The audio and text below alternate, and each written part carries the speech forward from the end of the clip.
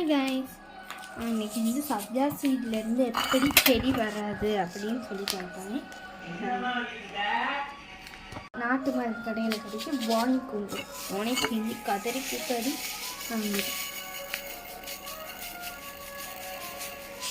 நல்லா வந்து கொஞ்சோண்டு கொட்டிக்கோங்க. செடி ஆக்குறதுக்கு அவ்வளோதான் வேணும், கம்மியாக நிறைய போகும். எந்த எஃபெக்ட்டுமே போடலை, ஏன்னா வந்து என்னோட ரியல் ஸ்கின் ஃப்ரிட்ஜில் பத்திரம் எள்ளி நேரம் பார்த்தா தள்ளி விட்டு போயிடும். இருங்க தள்ளி முடிச்சிட்டேன்.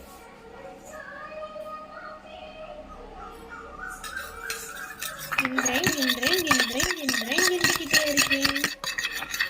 கொஞ்சம் கிண்டி பிடிச்சிக்கும் ஒன்னோட ஒன்று தண்ணி இதோட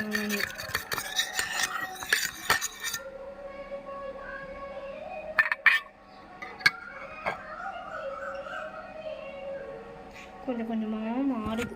தெரியுதோ?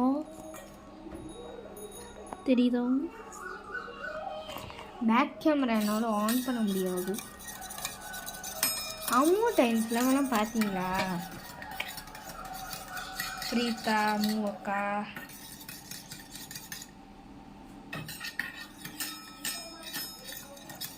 ரெடியாகி இருக்கு. அவ்வளோ சீக்கிரமெல்லாம் வந்துடாது, ஆனால் வரும். நம்ம அப்போவே போட்டுருணும். ஒரு நாள் ஃபுல்லாக ஊற வச்சு போடுறதுக்கு அப்போவே போட்டுருணும்.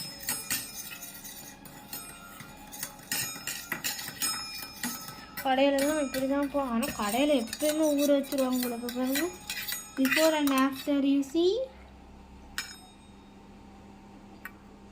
அதை காமிக்காம வேற எங்கேயும் காமிச்சிட்டு இருக்கேன்ல.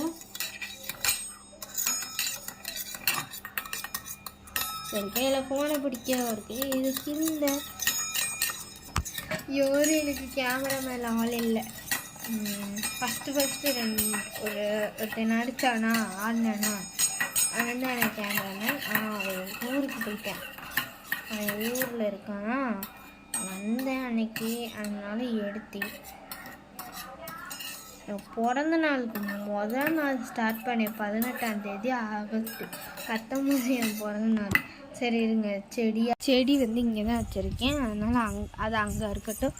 இப்போ நான் வந்து இது என்னோடய பூச்செடி, அதாவது என்ன சொல்கிறது, ஊட்டி பூச்செடி இதுக்குள்ளே போட்டுட்டு காமிக்கிறேன். காய்ஸ் போட்டேன். இந்த மாதிரி நெருக்கமாக போடுங்க. கொஞ்சம் அப்படியே பண்ணிக்கோங்க. அடுத்து தண்ணி கொஞ்சோண்டு தெளிச்சு விட்டுக்கோங்க. ஏன்னா இப்போ புதுசு வச்சோன்னே தெளிச்சு விட்டீங்க. By guys, is you all.